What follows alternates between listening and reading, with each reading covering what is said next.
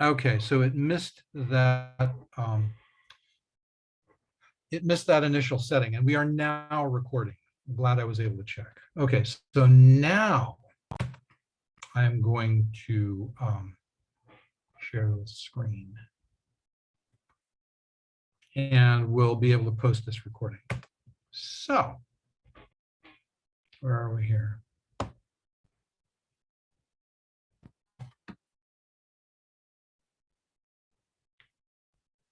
All right. In the two presentations that I posted on adaptation, we were talking about genetic adaptation. Come on.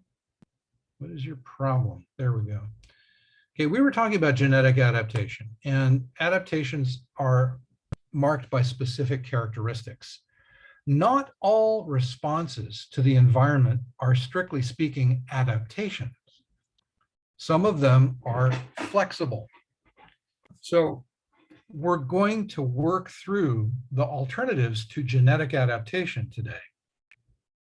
Okay, so first we'll have a look at adaptation strictly speaking.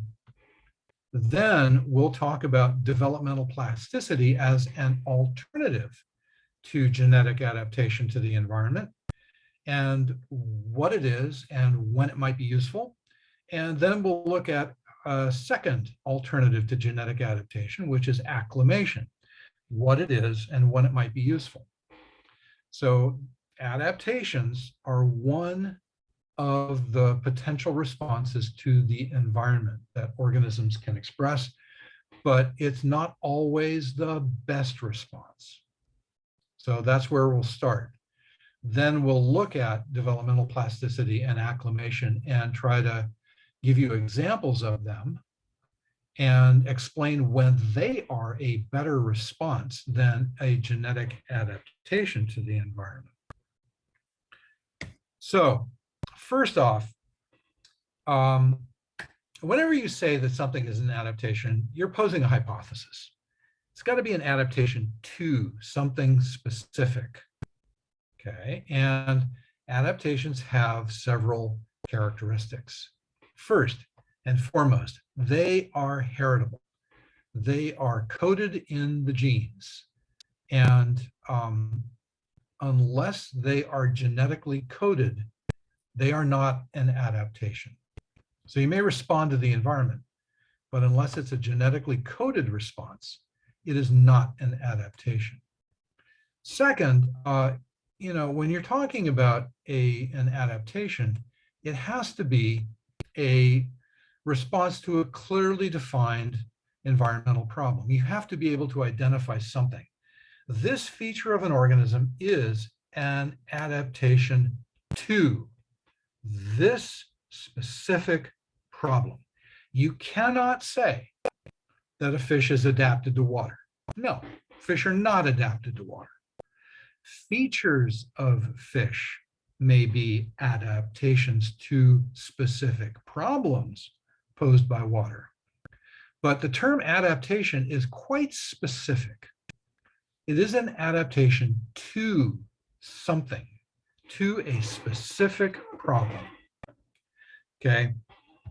Now, adaptations have to help the organism cope with that problem because you can respond to the environment in ways that are unhelpful. Okay, that's sad but true. And organisms often do respond to the environment in ways that are not particularly helpful to them. But for it to be an adaptation, you have to be able to cope with whatever problem it is that we're posing. Lastly, adaptations are costly, and as a result, they're not free. And you have to gain a benefit of some kind that outweighs the cost of that adaptation. And the benefit is always framed in terms of fitness. That is the relative reproductive performance.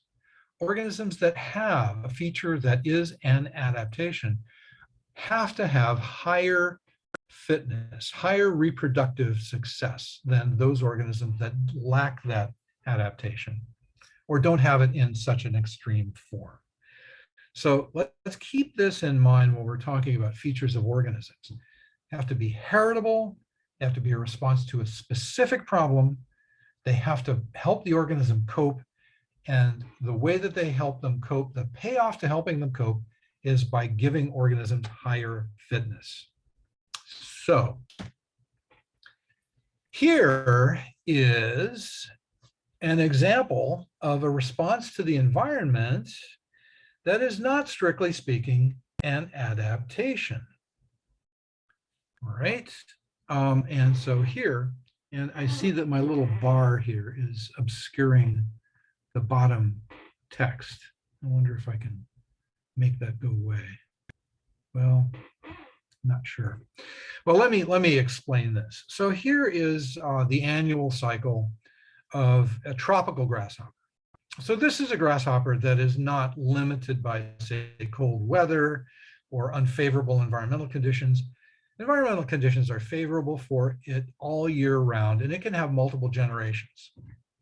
So we have 3 generations of this life cycle of this grasshopper. And we can start here on the left at the beginning of the rainy season. And what happens in the beginning of the rainy season in the tropics? Well, the grass greens up. So you have tall grass and high humidity, and most importantly, you have a green background. And grasshoppers that begin their life cycle at the beginning of the rainy season tend to have green coloration. Okay. They match their green background. But then they mate and lay eggs, and their offspring then are hatching out at the beginning of the dry season, because in the tropics you have an alternation between wet and dry, not an alternation between warm and cold. So during the dry season, what happens to the grasses? Well, they dry out, they turn brown, and suddenly having a green color would be very bad, because you'd stand out and predators would find you. So the second generation of these grasshoppers that hatches out at the end of the rainy season and will live their lives during the dry season, they have brown coloration. Even though their parents were green, their offspring are brown. Okay. These guys then mate and lay eggs, and at the end of the dry season, there tends to be a lot of burning. And so you have removal of the dead grass, you have charcoal on the ground, and it, once again, would not be particularly helpful to be brown or green. Instead, you have dark colors, and the offspring of these brown grasshoppers tend to be very dark. Okay. Now, each of them escapes from their predators by matching their backgrounds. But is the color an adaptation? No, it is not. It's not an adaptation. It matches everything about the concept of adaptation, except that the color is not heritable. Brown grasshoppers have dark offspring. Dark grasshoppers have green offspring. Green grasshoppers have brown offspring. The color is not heritable. Parents and offspring do not resemble each other. So that color is not, strictly speaking, coded in the genes. It's not an adaptation. Okay, the ability to have a color that matches your background, that's an adaptation. That's what's coded in the genes, and that's what is obscured by the bottom here. I've got a little statement saying that the flexibility to produce different colors is the adaptation. The color itself is not, because the color is inheritable. Each generation of grasshoppers passes on a genetically coded trait that allows its offspring to match their background. The ability to match is the adaptation. The specific color is not, because the color is not passed on from generation to generation. And one of the rules about adaptation is that it must be heritable. Parents and offspring must resemble one another. So in this case, this is a great example of a non-evolutionary response to the environment. This is not an adaptation in the sense that the colors are adaptations. The color is not. The ability to be flexible is. So this is a flexible response to the environment. It's not, strictly speaking, an adaptation when we talk about the color itself. So clearly, if color were heritable, then green grasshoppers would have green offspring who would be eaten by predators during the dry season. Brown grasshoppers would have brown offspring, which would be eaten up by predators during the burning season. And these dark grasshoppers here would have dark offspring, which again would be eaten up by predators. That's why color is not considered an adaptation, strictly speaking here. The flexibility to produce different colors depending on your background is the adaptation. So adaptation is not useful in all scenarios. So when is adaptation optimal? It's when a single organism experiences a single environment with consistent selective pressures that make one phenotype the optimum always. And then subsequent generations experience the same environment. If you get that situation, then one set of alleles is best over many generations. And you get, if you'll recall from 2014, directional selection. You get that set of alleles being selected for in greater and greater frequencies. That's what we call adaptation.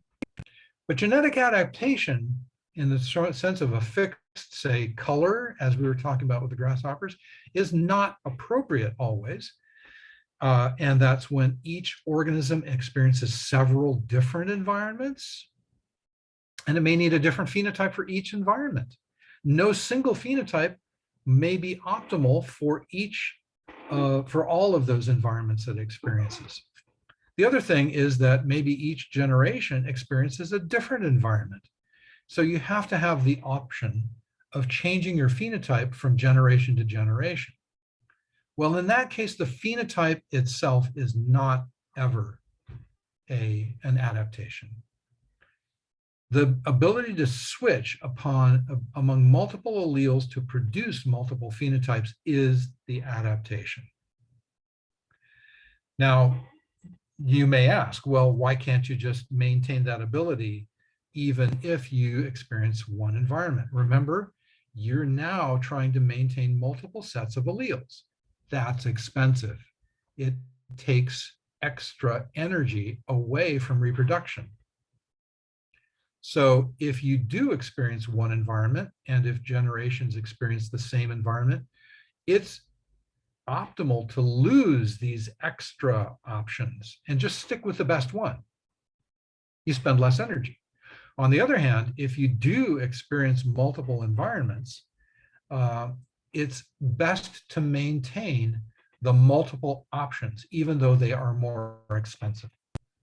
So flexibility is the adaptation when each organism experiences several environments, or when each generation experiences a different environment. And this is the situation we had in the previous slide. Each generation is experiencing a different environment. No single color is optimal. You have to have the flexibility, the multiple alleles, to produce a color that matches your current environment. So we distinguish two types of non-genetic responses to the environment, and they correspond to whether the organisms are experiencing different environments from generation to generation, or whether a single individual experiences multiple environments during its lifetime. Okay. We call both of them phenotypic plasticity, which is the ability of a single genotype to produce more than one phenotype. So developmental plasticity is the flexibility to produce a response to a predictably changing environment. But once you make that phenotype, you're stuck with it for the rest of your life. It's irreversible. Developmental plasticity is the type of non-genetic response we see when each generation experiences a different environment. And so in order to figure out which one is best, organisms use proximate cues, which is environmental information that predicts the future conditions. So in our example of the grasshoppers that we had, if a grasshopper hatches out in high humidity under a canopy of green grass, that's the environmental information that directs it to form a green color. If that same grasshopper were to hatch out under conditions of low humidity, that's the environmental information that it would use to form a brown color. If it were to hatch out into conditions where you have high light availability and basically no canopy, it would use that information as the approximate cue to develop a dark color. And all it's doing is directing then the developmental genes to either produce one set of colors or flip over to a second set of colors, depending on what the environmental cue is. So the cue acts as a director, flipping on or off switches to produce the phenotypes. Okay, the second kind of phenotypic plasticity is strictly called acclimation, and that's a second temporary short-term reversible response to the environment. And I'm sorry, my slide is covered up at the bottom, but it's temporary, short-term, and reversible. And this is the response that organisms use when they experience multiple environments during their lifetimes. This is the response that you show when you move from air-conditioned rooms into the hot, humid summer conditions outside your classroom or your home. You start to sweat. Well, that's acclimation. That is a non-genetic response because you don't sweat constantly regardless of your environment. You sweat only when it's called for. And once you start sweating, you can turn it off once conditions change. So developmental plasticity is more typical of generations of short-lived organisms that experience different environments during the course of their lifetimes. And acclimation is more typical of long-lived organisms that may experience many kinds of environments during a single lifetime. So here's what they share in common. They are a response to a clearly defined environmental problem or selective pressure. They help organisms cope with that problem, and they are costly. So they're just like genetic adaptations in those three senses. However, they're not heritable. So the phenotype is not an adaptation. The ability to undergo phenotypic plasticity is the genetically coded adaptation. The processes of developmental plasticity and acclimation are adaptations to changing environments. The phenotypes that they produce are not adaptations. It's the process that's the adaptation here, not the phenotype.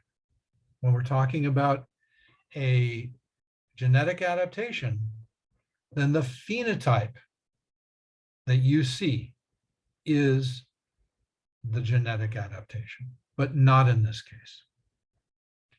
Now, there are some examples that we can give you of how this works.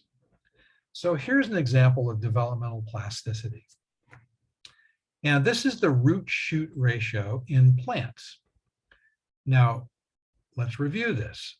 Plants produce roots in order to get moisture and nutrients from the ground, and they produce stems. Okay, you cannot use energy for both simultaneously. You have to make a commitment. So plants that are limited by light invest more heavily in stems so that they can grow tall, and they don't invest so much in roots. But hey, that's a permanent decision. You can't take it back. Once you get a long stem, you can't suddenly reverse it and say, oh, I'm going to now destroy that stem and put that energy back into the roots because I now have a lot of light. It's not reversible. So it is true developmental plasticity. So here is an example of the same plant, and we've taken siblings of a single pine cone of loblolly pine, and we've grown them either in the shade or in the sun. So what you got to ask yourself is, well, what limits shade plants? And it's clearly light availability. So they should invest more in stems and in light gathering apparatus. If you grow them in the sun, what limits them? Well, it's the ability to get water, right? Because the sun is hot. They have plenty of light. What they need is enough water to keep up. So you should see a shift. Shade-grown plants should invest more in light gathering apparatus, and sun-grown plants should invest more in roots to get water. And look, that's exactly what you see. Shade-grown plants don't have a lot of trouble getting water. They invest 35% of their energy in roots, and that's less than sun-grown plants do. They need more water, so they invest more heavily in roots. Once they make that decision, it's irreversible. So this is true, permanent developmental plasticity. Shade-grown plants are limited by light, so they should invest more in needles. Sun-grown plants have plenty of light, they should invest less, and that's exactly what you see. So if you grow in the shade, you invest more in gathering light than in gathering water. If you are grown in the sun, you invest more in gathering water than in gathering light. And once you make that decision, it's irreversible. So this is an example of morphological plasticity. This is the morphology of the plant. Lots of roots versus lots of stems. The morphology is different. Okay. Here's another example of developmental plasticity. It's irreversible once you make the decision. So Daphnia are small crustaceans that live in fresh water. And in some areas of fresh water, they have predators, and in others, they don't. If you grow up in an area without predators, you invest more in reproduction and less in potentially protective structures. If you grow up in a body of water that has predators in it, though, you can sense the molecules that they give off. And literally, that's how they do it. They detect skin molecules that fish have. And if you get a large fish that is potentially able to eat you, then you sacrifice some of your reproduction and you put the energy that you would have used for reproduction into these extra long spines on your head and on your tail. This prevents fish from eating you as easily. And in fact, some of these Daphnia can escape predation. Fish can take them into their mouths, but then it has to spit them out. So you gain survivability, but you lose some eggs in reproduction. These guys don't have to worry about survival, so they just pack in all their energy into eggs. And once again, once you make this decision, you can't take it back. This is permanent. So this is an animal version of morphological developmental plasticity. Here's another example, and this is locusts again. I used to work on grasshoppers, so I'm very fond of grasshoppers. But this is the desert locust of Africa. This is the plague locust of the Old Testament. And if you have low population densities, this is what the grasshoppers look like. Okay, they are green, they have relatively short wings, and their behavior is different. So this is not simply morphological. This is also behavioral, and it's biochemical.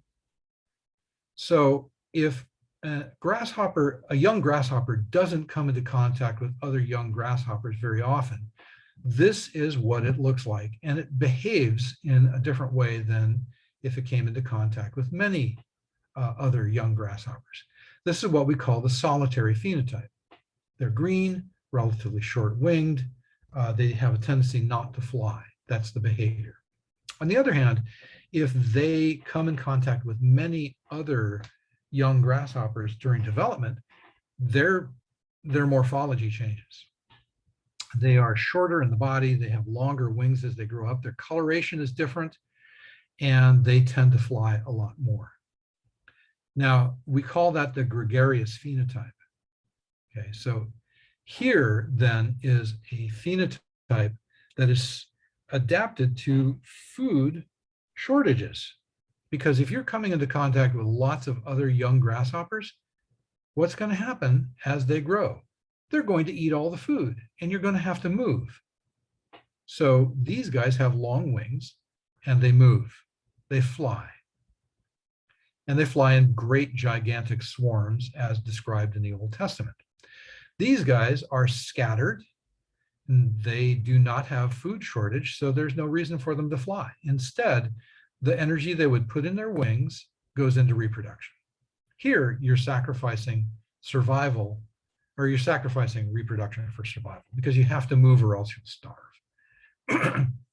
Now, what's really cool is that you can take a group of siblings and you can put them in different environmental conditions, and simply by giving them lots of space or by crowding them, you can get siblings to form alternate phenotypes. In fact, you can take one of these guys, one sibling, and put it isolated in a cage and just touch it with a paintbrush periodically.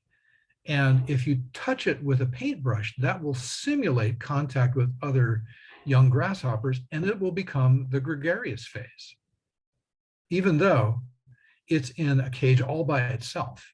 And siblings that are in the same conditions produce the solitary phenotype. So this is actually a rather cool experiment that you can do if you have access to old world plague locusts. Good luck with that. They're forbidden in the United States for obvious reasons. So here are some examples of developmental plasticity. Once you make this phenotype, you cannot take it back. Let's look at acclimation. Now, we understand acclimation in terms of, say, sweating and things like that, or getting out of the sun, or getting into the sun. And so we're not used to thinking of acclimation in terms of morphology. But in fact, here's an example of morphological acclimation, a temporary and reversible production of morphological traits. And what we're looking at is aerial and aquatic leaves in aquatic plants. So if these plants are all rooted below water level, and if they stay below water level, this is what their leaves look like under the water. So you've got these linear leaves here, and to some extent here. Okay. However, if they wind up emerging out of the water and get into the air, they produce leaves that have completely different morphologies. So you get these kind of clover-shaped leaves here, or these linear leaves in these plants here. But the thing is, if conditions change, and let's say the water level rises, well, these plants can just remove all of the investment, all the energy they've invested in these leaves and kill them off and produce extra water leaves. On the other hand, if the water level drops, they can get rid of these leaves and invest more in these aerial leaves.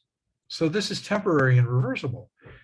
These plants are not stuck with these phenotypes. If conditions change, they can alter the kinds of leaves that they have, unlike the root-shoot ratios of the plants we were talking about initially. So here's an example of morphological acclimation, which is kind of mind-blowing. You don't think of the morphology of an organism as something that can be changed. But in fact, in these plants, it can. It's temporary and it's reversible. Here's what we often think about in terms of acclimation. This is physiological acclimation, homeostasis. And when you're in the thermal neutral zone, you don't use a lot of oxygen. You have low oxygen consumption because you are neither hot nor cold. If you get below your thermal neutral zone, you start respiring strongly because you shiver. Well, okay, shivering is, in a very real sense, a physiological phenotype. You're burning lots of oxygen in order to generate metabolic heat to maintain a constant body temperature. That's what we do as endotherms.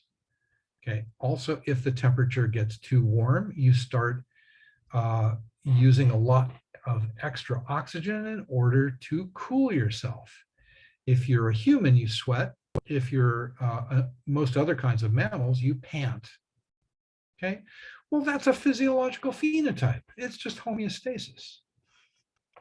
You're within the thermal neutral zone, you're using low levels of oxygen because you are neither stressed by cold nor stressed by heat. But if you become stressed by cold or heat, you can shift your physiological phenotype to generate either metabolic heat or to cool yourself. So this is kind of the classic acclimation that we think of when we think of physiological acclimation. All right, finally, ectotherms don't have that option because they don't maintain a constant body temperature. And so they have to have other kinds of responses to keep their body temperatures within the optimal zone.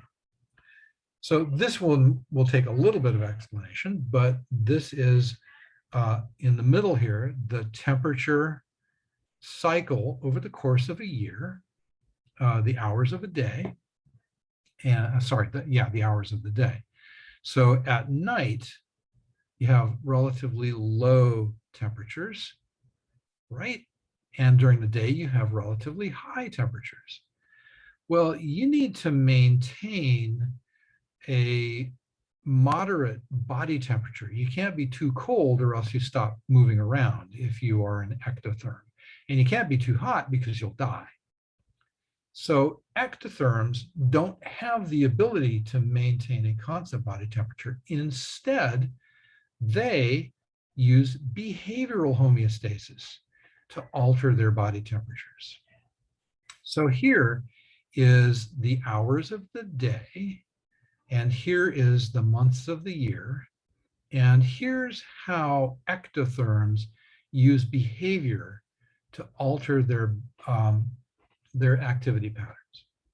During the cold months, they stay in their burrows and they just shelter in their burrows. And that's what this big outside area is showing you. So they're completely inactive during the cold months because the temperature during the day never gets high enough for them to be active. Okay, during the cool months, they can sun themselves. So they go into the open and they bask in the sun to raise their body temperature to the point where they can become active. And that's what this little white ring is all about. During the cold months, that's the only time that they can be active, during the middle of the day here. During the hot months, they can come out of their burrows here, which is where they stay at night, and bask to become active. But then as the temperature heats up during the hot months, they start moving back and forth between open, where they can bask, and shade, where they can cool off. And that's what this ring is all about. Okay, so during the cooler months here, they spend a lot of time going back and forth in between sun and shade, and they maintain a good body temperature for activity. During the hottest months, they can only do that for so long before they start to heat up too much, and they just have to go back into their burrows during the hot part of the day. The whole goal of this is to maintain a body temperature where they can be active and not overheat because the temperature is too warm. And that's here during the middle of the day, and that's when they're in their burrows, and not so cold that they can't be active at all. And that's what they're doing here. They're basking in the sun to maintain a high body temperature where they can be active. So if it's too cold, they just stay in their burrows. At night during the hot months, they stay in their burrows because there's not warm enough for them to be active. As the sun comes up and the temperature rises, first they bask here in this white area, and this is the time of day when they're basking. As you get to the warmer and warmer months, then you spend more and more time switching between basking in the open sun and then moving back into the shade to cool off. And then in the really warm months, the middle part of the day is kind of off limits because it's just too hot, and they go back in their burrows.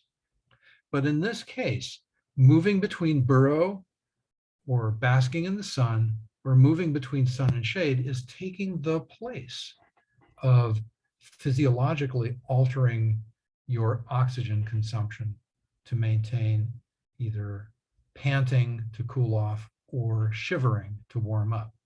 These guys can't do that. So they use behaviors to take the place of this. And so this is how ectotherms do the equivalent of what endotherms do when they raise their metabolic rates. These guys don't have that option, so they use behavior to move back and forth. Okay, and that is the end of our presentation for today. And we have a little bit of time for you to ask questions. And if you want to ask questions either about this or about the two adaptation lectures, please just unmute yourself and have at it.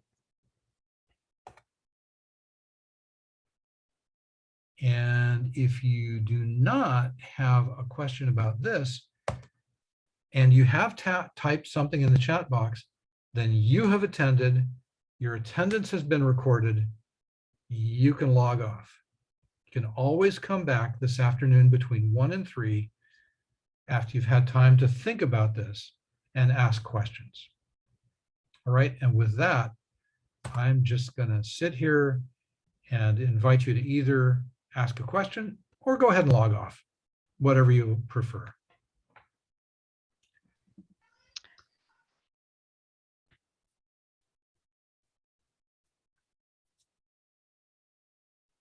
And if you're good, I'll see you this afternoon, or I'll see you Wednesday.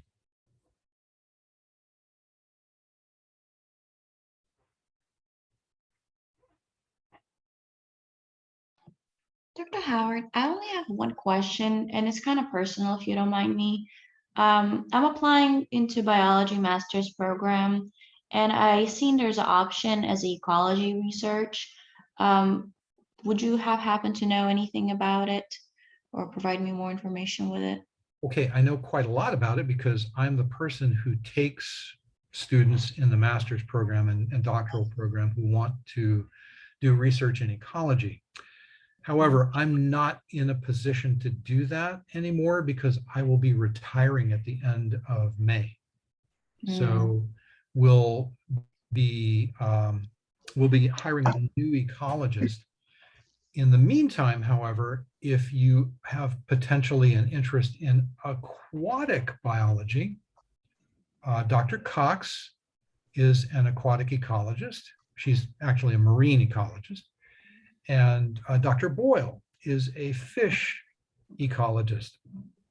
And so at least for now, those Okay. would be your options. I will not be taking students from here on out. Okay. Thank you for information. I'll definitely look Yeah. into it. Okay. Thank you. Dr. Howard, Yes. I have a question. So, you're gonna have the meeting from 1 to 3 p.m. today? Yes, I will be back on Zoom from 1 to 3 for office hours. Is that everybody can join together? I'm just going to send everybody an open invitation. You join anytime between 1 and 3. Okay. I just make sure because maybe I don't have any questions, but it makes me wanna listen to other questions, and maybe that's something I want to know too. Okay. And I wonder, is that okay, right? Yeah, sure. You can lurk if you want. You don't have to ask a question, but if something does occur to you about, and I keep harping on those 2 adaptation lectures, and that's because there's going to be an essay on adaptation of some kind. There always is. And we didn't get a chance to do that in class. So I'm very concerned that people really sort of understand those lectures. But yeah, you don't have to. You can just lurk. If somebody else logs in and asks a question, terrific. You Right. can- Thank you. Okay.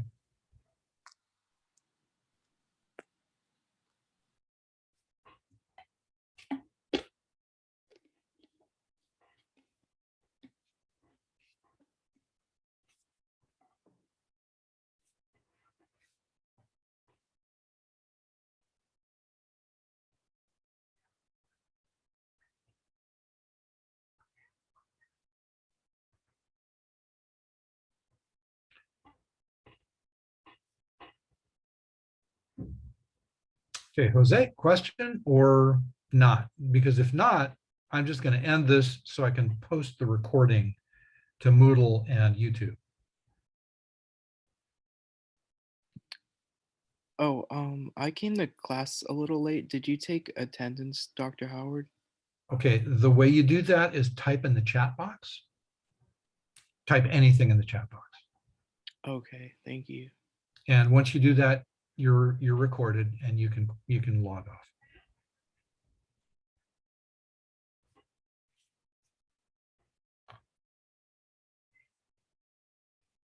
Okay, you're good. I'm going to end this now.